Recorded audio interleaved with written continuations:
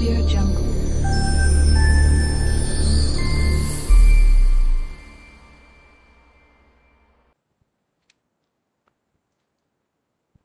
परसवर्ण संधि में अनुनासिकस्य यही परसवर्णः, इस सूत्र का अध्ययन करने के बाद आज आगे परसवर्ण संधि में हम वा पदांतस्य और तोरली इन दो सूत्रों का अभ्यास करेंगे।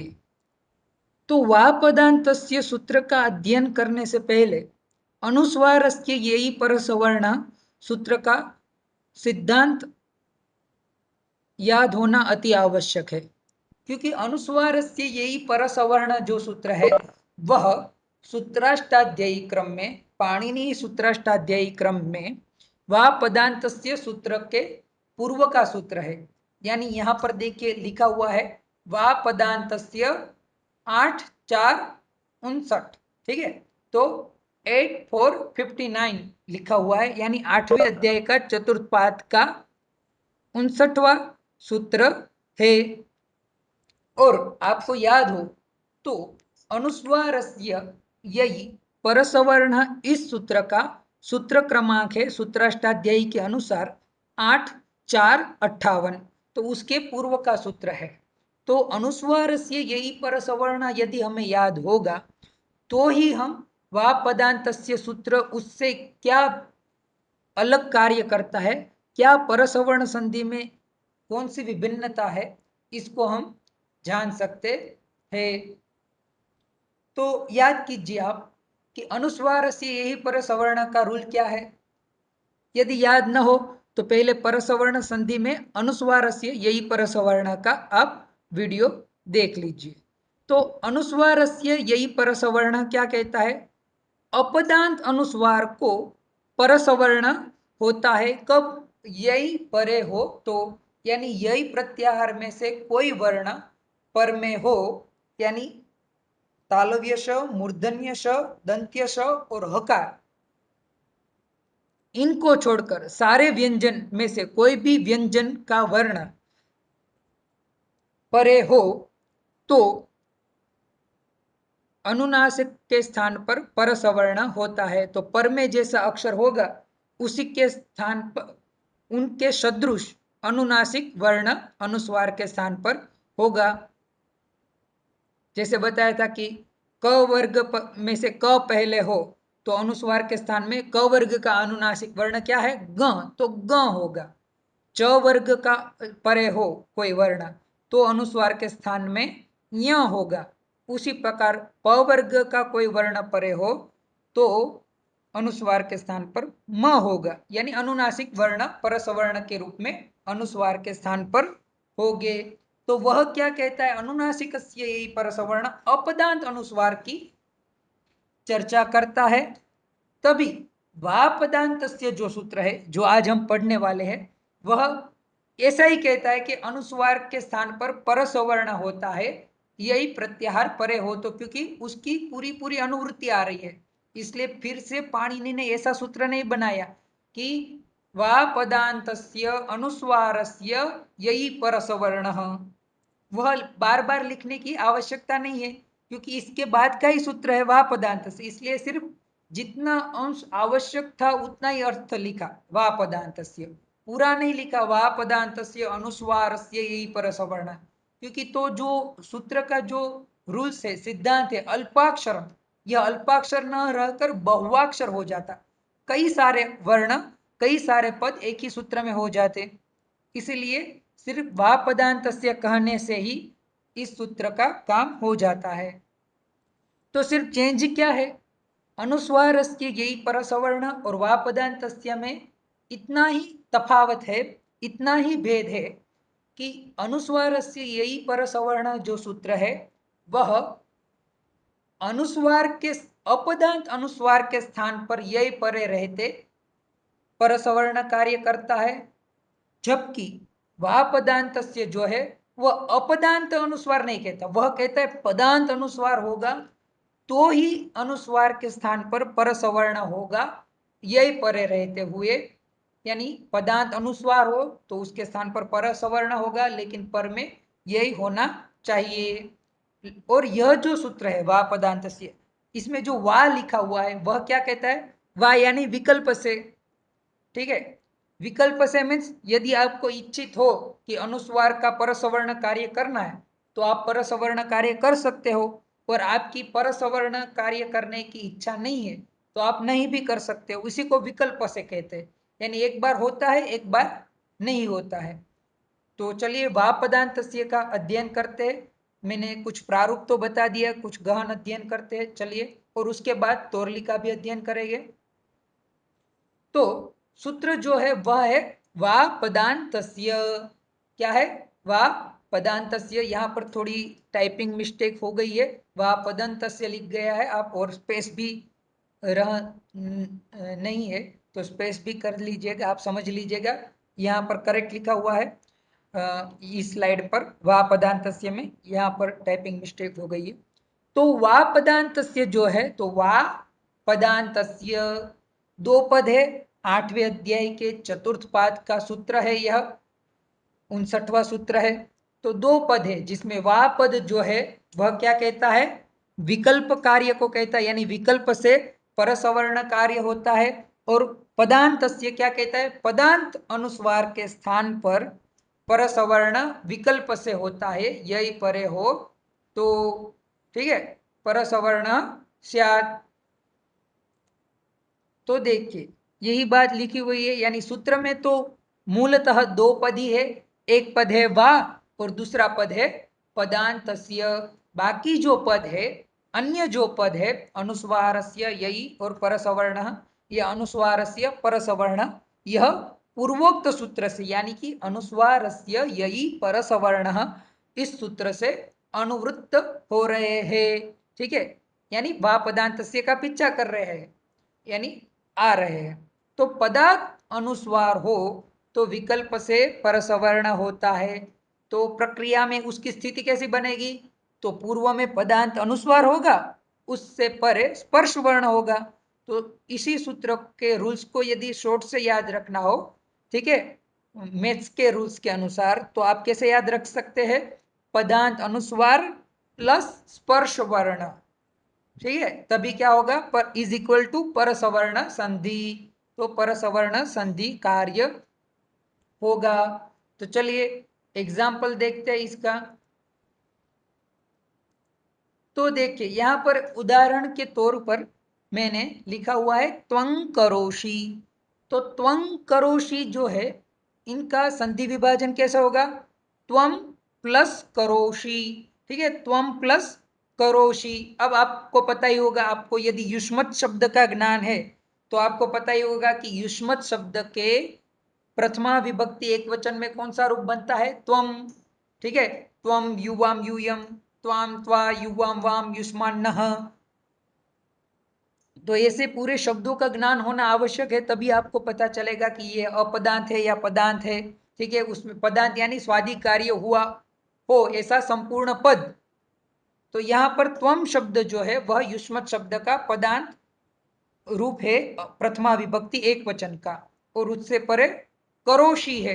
तो आपको पता ही है कुरु धातु का रूप है करोति, कुरुतः, कुर्वन्ति, करोषि। तो त्वम के साथ सदा करोषि का ही योग होता है, जैसे अहम तो करोमि, सह तो करोति, उसी प्रकार त्वम करोषि। क्योंकि इसके लिए कि त्वम के साथ करोषि ही क्यों आता है, आपको प्रश्न हो। युष्मद तो पाणिनि ने सूत्र किया है युष्मद्युपपदे समानाधिकरणे स्थानिनी अपि मध्यमा, यानी युष्मद शब्द का जब भी प्रयोग हो तब उसके साथ यदि कोई लकार का वचन जुड़ेगा तो वह मध्यम पुरुष का ही रूप जुड़ेगा, उससे भिन्न नहीं जुड़ेगा। उसी प्रकार अस्मत् शब्द के साथ करोमि ही क्यों होता है, तो उसके लिए भी एक सूत्र है अस्मद्युत्तमः। उसी प्रकार प्रथमा पुरुष का भी सूत्र है शेषे प्रथमा। इसीलिए इनका इनके साथ ही जोड़ होता है और किसी के साथ जोड़ नहीं होता। तो चलिए फिर से प्रकृत प्रसंग में आते हैं। तो त्वंग करोषि, इसका संधि विभाजन जब आप करोगे तो उनका संधि विभाजन होगा त्वम प्लस करोषि।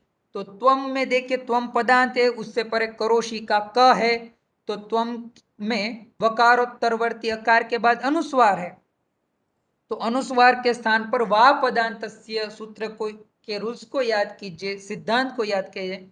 तो पदांत अनुस्वार को परसवर्ण होता है। तो यहाँ पर अनुस्वार जो है वह पदांत है, उससे परे यही प्रत्याहार भी है, तो अनुस्वार को परसवर्ण होगा। तो क परे रहने से क के सदृश ही परसवर्ण होगा। तो यानी अनुस्वार के स्थान में ऐसा ही कोई अनुनासिक आदेश होगा। तो क वर्ग का अनुनासिक वर्ण जो है वह क्या है? क वर्ग को याद कीजिए, क ख ग घ ग। तो ग जो है वह क वर्ग का अनुनासिक वर्ण है। तो यहां पर अनुस्वार के स्थान पर क्या हो गया? त्वंग करोषि। मिला दीजिए तो क्या हो गया? त्वंग करोषि, ऐसा बनेगा। अब यहां पर ही दूसरा एग्जाम्पल लिखा हुआ है त्वम करोषि। तो त्वम करोषि जो लिखा हुआ है यहां पर अनुस्वार नहीं होगा, अनुस्वार को परसवर्ण कार्य नहीं होगा। तो क्यों नहीं होगा? याद कीजिए फिर से सूत्र, वा पदांतस्य। इस सूत्र की शुरुआत में ही इतना बड़ा वा लिखा हुआ है। तो वो वा का मीनिंग क्या है? ठीक है, तो वा यानी कोई रोग का नाम नहीं है। वा मीन्स विकल्प से, विकल्प से होता है उसे कहते हैं वा। ठीक है, एक पारिभाषिक शब्द है, न वा इति विभाषा, ऐसा सूत्र है। तो वा शब्द से जहां जहां पर भी सूत्राष्टाध्याय में वा शब्द आपको दिख जाए तो आपको समझना है कि यह सूत्र जो है वह विकल्प से करता है, यानी 50-50% कार्य करता है, अपनी मर्जी से कार्य करता है। यदि करना हो तो करिए, न करना हो तो न करिए, यानी मूडी सूत्र है यह। ठीक है, अपने मूड में हो तो वह कार्य करता है, मूड न हो तो न करता है। तो यानी वक्ता के मूड पर डिपेंड है, क्योंकि सूत्र तो वक्ता के मूड पर ही डिपेंडेंट है, लेखक के मूड पर डिपेंडेंट है। तो त्वम प्लस करोषि, तो यहां पर अनुस्वार को एक बार जब हमने परसवर्ण कार्य कर दिया, लेकिन सिर्फ पदांत में ही विकल्प से करता है, यह बात आपको याद रखनी है। अपदांत में नित्य करता है। कई कई बार गलती छात्र ऐसी कर देते हैं कि फिर उनको विकल्प से याद रह जाता है, तो वह अपदांत में भी विकल्प से करने लगते हैं। लेकिन अपदांत में नित्य होता है परसवर्ण, और सिर्फ पदांत में ही विकल्प से कार्य होता है। तो आपको पदांत कहाँ पर है, अपदांत कहाँ पर है, तो बाज जैसी नजर होगी तभी आपको यह चीजें जो है वह माइनर डिफरेंट आपको पता चलेगी। ठीक है, तो ऐसी बात है, त्वं करोषि और त्वं करोषि, यह वह पदांतस्य के अनुसार इस रूपों की सिद्धि होती, इस प्रक्रिया की सिद्धि होती है।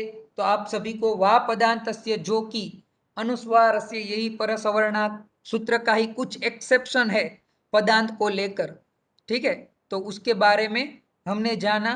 चलिए आगे और एक परसवर्ण संधि का रूल्स जानते हैं, जो है तोरली। ठीक है, तो अभी तक हमने जो दो सूत्र पढ़े परसवर्ण संधि के, जिसमें से पहला पढ़ा अनुस्वारस्य यही परसवर्ण, और दूसरा पढ़ा वा पदांतस्य।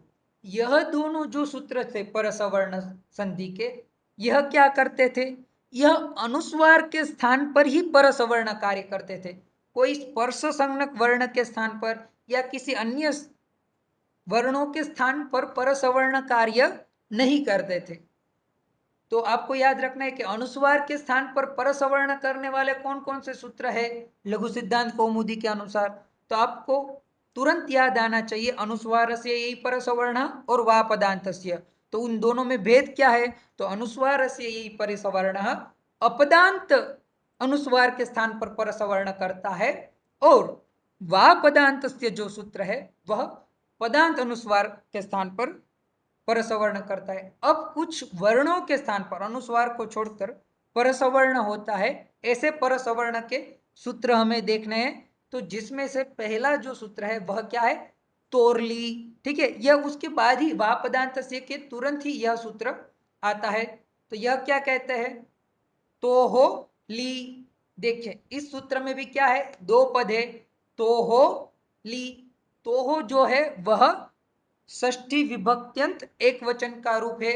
षष्ठी विभक्ति प्रथमा एक, षष्ठी विभक्ति एक वचन का रूप है। तो हो, तुहु शब्द, भानु शब्द यदि आपको ज्ञान होगा उकारा, तो भानु शब्द का षष्ठी विभक्ति एक वचन जैसे भानो हो होता है, उसी प्रकार तू शब्द जो है उकारांत, उसका षष्ठी विभक्ति एक वचन क्या होगा? तो हो। तो आपको पता है कि षष्ठी विभक्त्यंत जो कोई भी रूप सूत्र में हो तो वह क्या होता है? स्थानीय होता है। मीन्स उसके स्थान पर कुछ ना कुछ कार्य होता है। तो यहाँ पर वह कुछ ना कुछ कार्य क्या है? परसवर्ण कार्य है। तो परसवर्ण कार्य क्या होगा? किसके स्थान पर होगा? तो त वर्ग के स्थान पर होगा, क्योंकि तू कहने से क्या होगा? तू कहने से मैं और तू, वह तू नहीं है इसमें, ठीक है। तू मैं में सीरियल भी आती थी, तो वह तू मैं में वाला तू और मैं नहीं है। यहाँ पर क्या है? तो हो, यानी तू वर्ग का तू है, यह पाणिनि का तू है। तो यह क्या बताता है? कु चू टू तू पू एते उदिताः, यानी कु चू टू तू पू, इसमें जो उकार है वह उदित है, और उसी से हमें पूरे वर्ग का ज्ञान होता है। तो यहाँ पर तोहो है, तो तोहो षष्ठी उकारांत यानी तकारोत्तरवर्ती उकार तू, इस तू शब्द का षष्ठी विभक्ति का रूप है। और तोहो कहने से क्या होगा?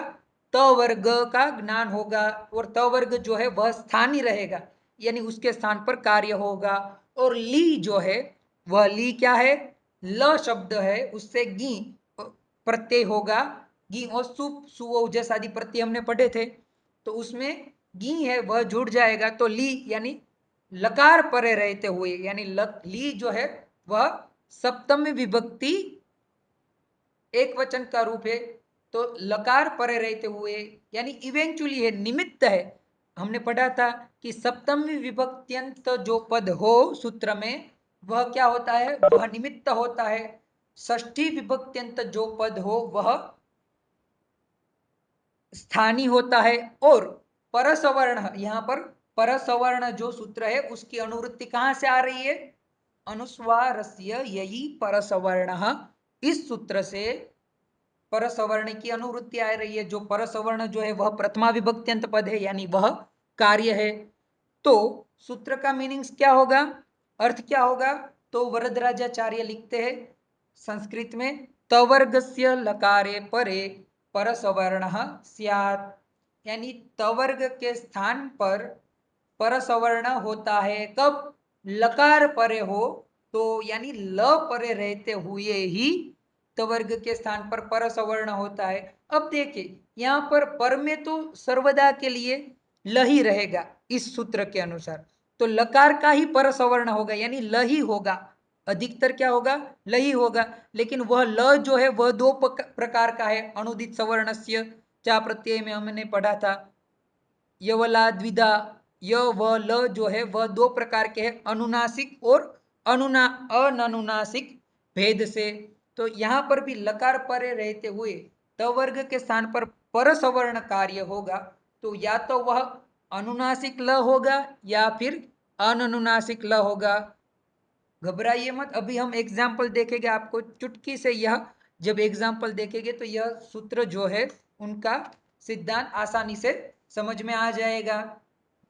तो त वर्ग से परे ल वर्ण परे हो तो परसवर्ण होता है। तो यहाँ पर स्थिति क्या होगी?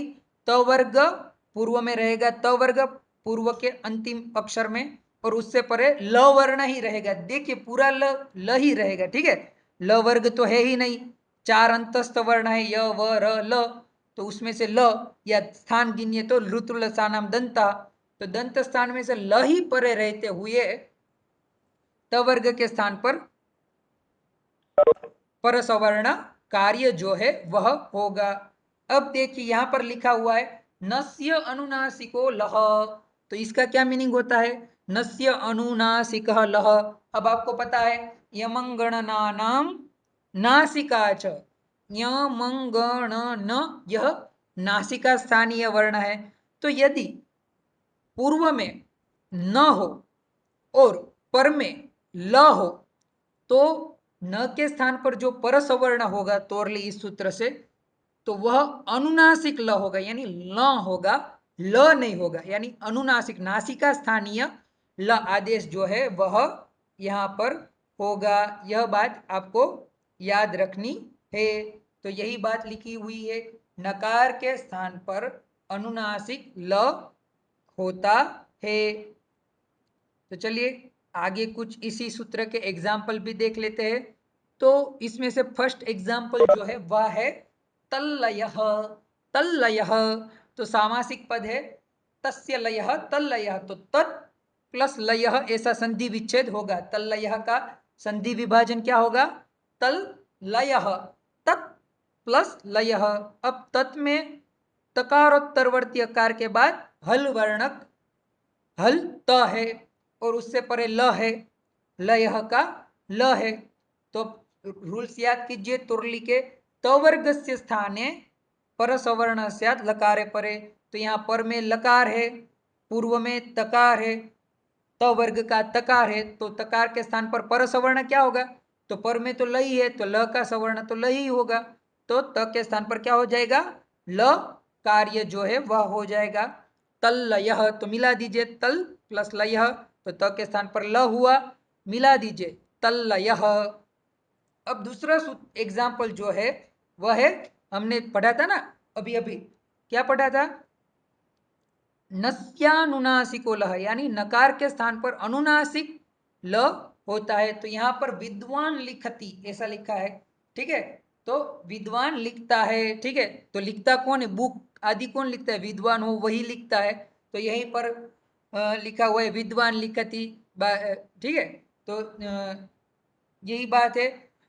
तो विद्वान प्लस लिखती सब लिखते हैं, लेकिन विद्वान जो है वह ठीक ठाक लिखता है, इसलिए विद्वान लिखती। और नकारांत शब्द है विद्वान शब्द, विद्वत शब्द है जिसका प्रथमा विभक्ति एक वचन का रूप विद्वान बनता है, इसलिए यहाँ पर विद्वान एग्जाम्पल दे दिया, वरना छात्र ही एग्जाम्पल दे देते, ठीक है।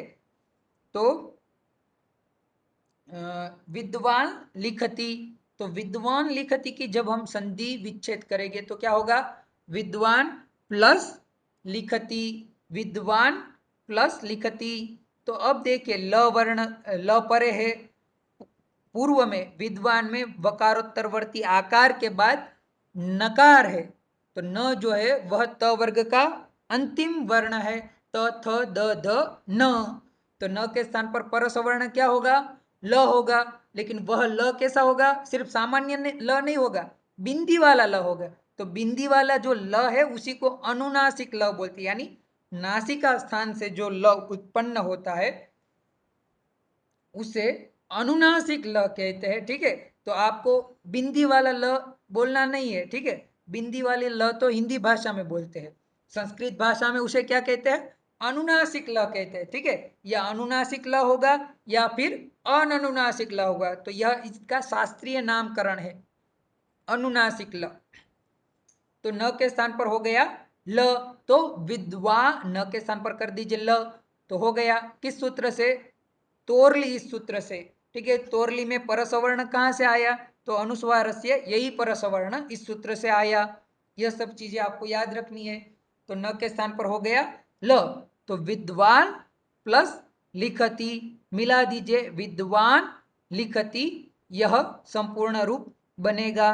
तो आज जो हमने दो सूत्रों का अभ्यास किया, जिसमें से एक वा पदांतस्य जो कि अनुस्वार पदांत अनुस्वार के स्थान पर परसवर्ण करता है, और दूसरा जो सूत्र का अध्ययन किया वह है तोरली, वह तवर्ग के स्थान पर परसवर्ण करता है, लकार परे होते। और दोनों सूत्रों के एग्जाम्पल उदाहरण भी हमने देखा। आप सभी को यह दोनों सूत्र बड़ी आसानी से समझ में आए होंगे, ऐसी आशा है। अस्तु, धन्यवादः, पुनः मिलामः।